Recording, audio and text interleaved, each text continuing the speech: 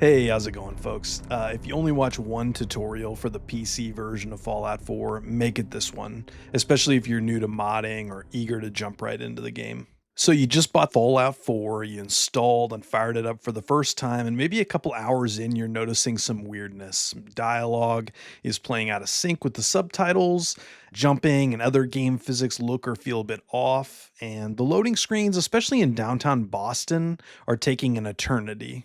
Some players will recommend these massive mod lists or overcomplicated fixes, but this is one of my favorite games of all time. I've been playing it on PC for a few years now, and I found what I think is the easiest and best fix for people like me who want the simplest and most elegant solution so they can get back to enjoying the game faster and headache free. This is one mod. It takes about 10 seconds to install, and it fixes every major technical issue I've seen with the game beyond, it being an open world Bethesda title. First, you're going to go to nexusmods.com and download the Load Accelerator Performance mod. This is a folder with two files.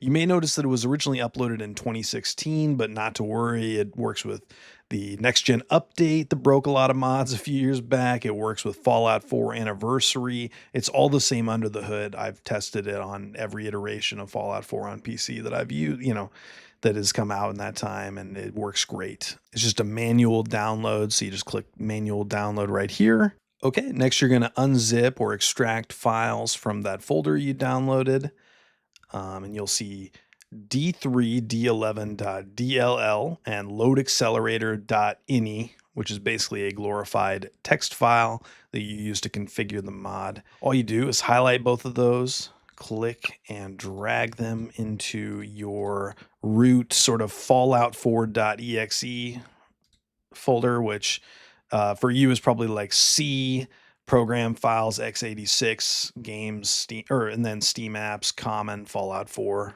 Mine is C, games, Steam apps, common, Fallout 4.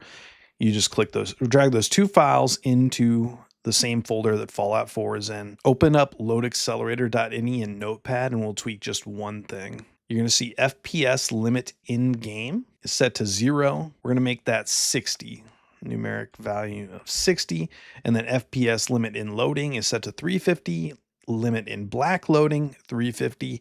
We want to leave those just like that. So 60, 350, 350. That's all you're going to change is that one value from 0 to 60. Hit save and close that out. Alrighty, load up Fallout 4 and make sure it's working as intended. Your gameplay should be at a steady 60 frames per second, which will ensure both the dialogue and audio being in sync with the subtitles, and your physics are working as intended.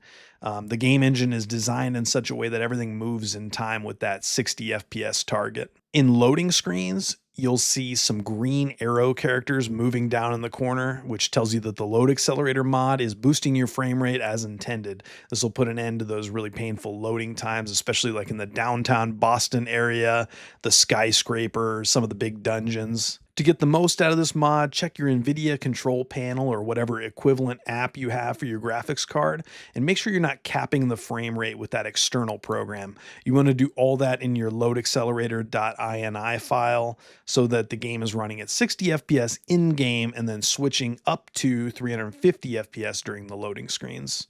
I'm playing on the NVIDIA RTX 4070 graphics card, so a lot of you will have something very close to that. And I can leave the rest of my specs down below just in case that's helpful.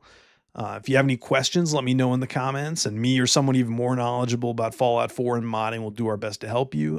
If you worked on Fallout 4 at Bethesda back in the day, feel free to share your knowledge of the creation engine with us.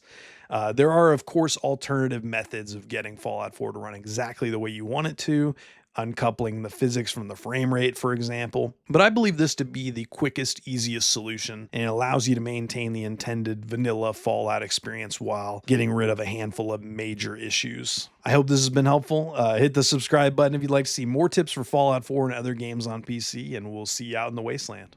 I like it. Yeah, I thought you might.